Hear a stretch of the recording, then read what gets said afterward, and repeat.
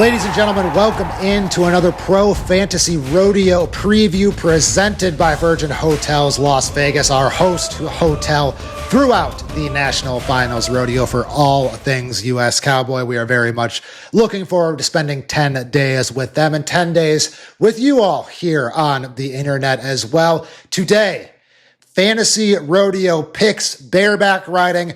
First event, it's going to be the first one that pops up, and I think that's a good metaphor for talking bareback riding, because I do think more so than any other event, it's very unpredictable. There's a lot of really good bareback riders, and so I think for some events, as I've mentioned, if you've been watching these, there's 7 or 8 guys that I ultimately think are worthy of a fantasy pick, worth taking a look at. In bareback riding, it's pretty close to all 15. So with that being said, you can make a decision right away in the bareback riding. How do you want to set up your team? Do you want to save money for other spots? Do you want to use a lot in the bareback riding? But this can really set the tone for your strategy. Because remember, you get $600,000. Number one guys are $150,000. You are trying to make the most money in order to have a chance to win any sort of prize. You're going to need at least probably 1.5 to 2 million in total NFR earnings with your 8 selections. So with that being said, I like to split it up into 3 tiers to kind of, for every event, are you picking from the top third, the middle third, or the bottom third? And then make sure you're evenly distributed. So on your team, you hopefully have 3 guys from the top third, 3 guys from the middle third, 2 guys from the bottom third, or vice versa. Some combination of that. So let's go through them all. And again, I do think most of these guys are at least worth taking a look at. So for this one, it's going to be more just kind of breakdown stat oriented as opposed to really suggesting picks. And we're starting with Rocker Steiner, the number 1 man in the world, the best average score in the PRCA. He placed in 8 rounds last year.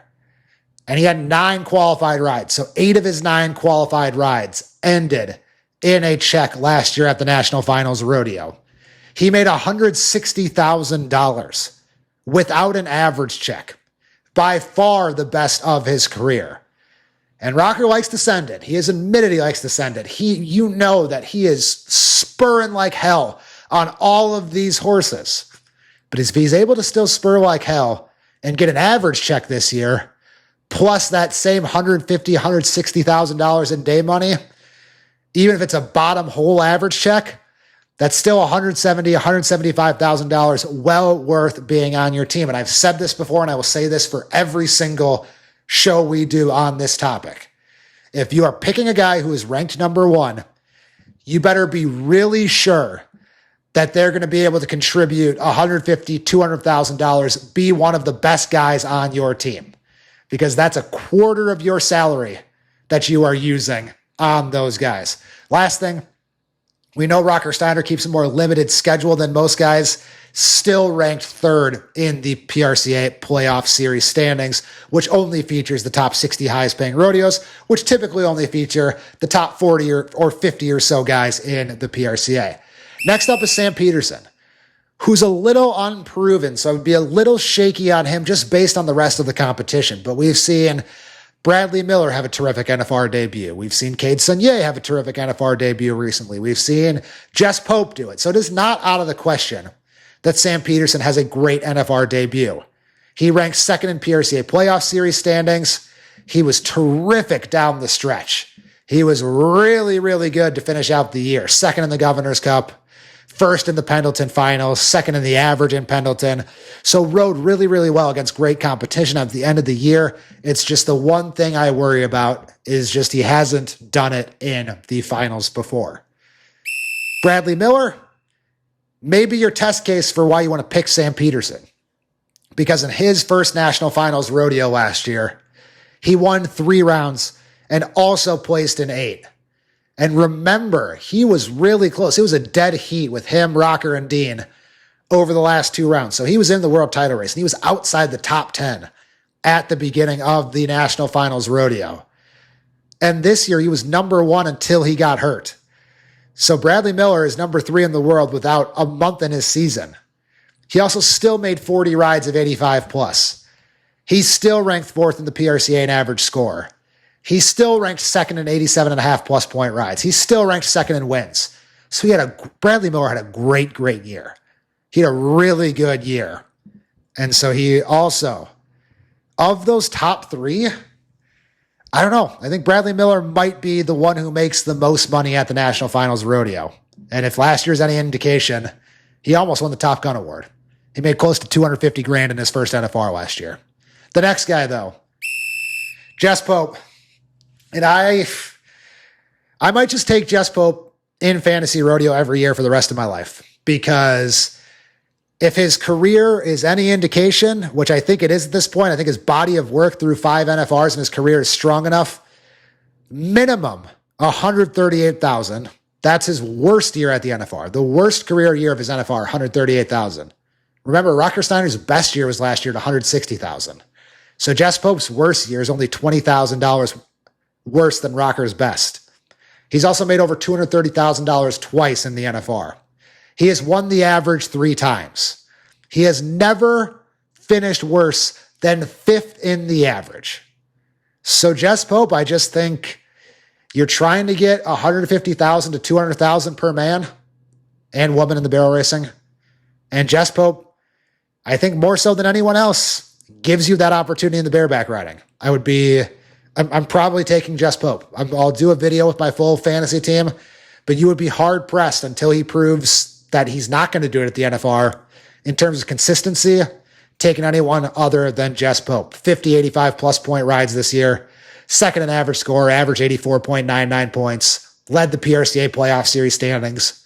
When the best of the best are together, Jess Pope is always terrific.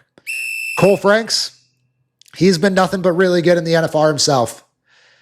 2nd last year, 3rd in average score overall. So 2nd in the average last year, 3rd in average score overall this year. Placed in 7 rounds, has been over 850 at the NFR twice. He's just rock solid. So at that $110,000 price, I don't really think you can go wrong with Cole Franks either, because even if he doesn't win a round, he's going to 85 and 86 point you to death. I've said that about Jess Pope before.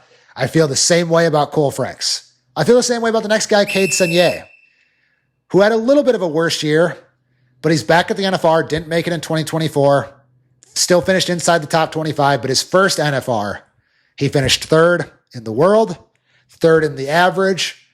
And I'll say this about Waylon Bourgeois later as well. But I think the NFR in the bareback riding can be a whole different animal, where you see getting on 10 in a row can really affect some of these guys. Some guys for better, some guys are worse. I assumed before his first NFR, Cade Senier is a guy that it would be better for him. It would improve him. It would affect him for the better, excuse me. And he bared that out by finishing 3rd in the average. So 98 total qualified rides this year. That ranks 3rd. He's seen a lot of horses, and that really sticks with me. Tim O'Connell told me last year at the NFR when comparing Rocker Steiner and Keenan Hayes. He told me that the difference was Keenan gets on everything. So he has seen what different horses do for him. And that wasn't the case for Rocker. Cade Senier is a guy who gets on everything, and I've learned that that is a really big advantage at the National Finals Rodeo. Next up is Garrett Shadbolt, $90,000. And you may be thinking, with all these young guns, these up-and-comers, Garrett Shadbolt, one of the older guys in the field, been to a handful of NFRs, but nothing crazy in his career, just been really solid. But he was sneaky, really, really good this year. And last year, he was in the top 5 in average score. This year, same deal. 83.75 points per ride, that ranks 5th. 85 plus point rides, he ranks tied for 3rd. 87.5 plus point rides, he ranks 3rd. So Garrett Shadbolt, you may not expect it compared to some of these other guys. Lost in the fact that he's close to Cole Franks, Cade Senier, Dean Thompson. Garrett Shadbolt, right in the heart of these rankings, could be a really, really solid guy for your pro fantasy rodeo team. Next guy is Dean Thompson. And I just love the way Dean Thompson rode at the last NFR. 111 qualified rides this year.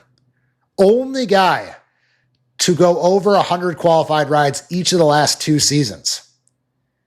And again, I think that played into his advantage down the stretch when he had to make some clutch rides. He was 85.5 in round 9, 88.5 in round 10. Good enough to pick up checks in both of those rounds, but most importantly, good enough to jump Cole Franks last year at that time and win him the average. So I love Dean's mindset. I love that he won the average before. I love that he's just a killer. And so he may not have statistically had a terrific year for a reigning world champion, but again, still led the PRCA in qualified rides, still tied for third with 42 rides of 85 plus points. I don't think you can go wrong with Dean Thompson either. In fact, I think there's kind of a clear line. So I mentioned you can do it in thirds. I also, as I'm going through this in the bareback riding, do believe that if you cut it off right at Dean Thompson, you can make a conscious decision.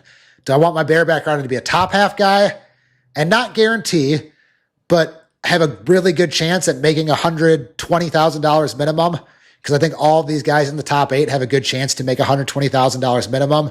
Or do I take a flyer on a bottom 7 guy, starting with Jacek Frost, who was really clutch down the stretch this year? 1 Pendleton, 1 Puyallup, 91.5 to win Puyallup.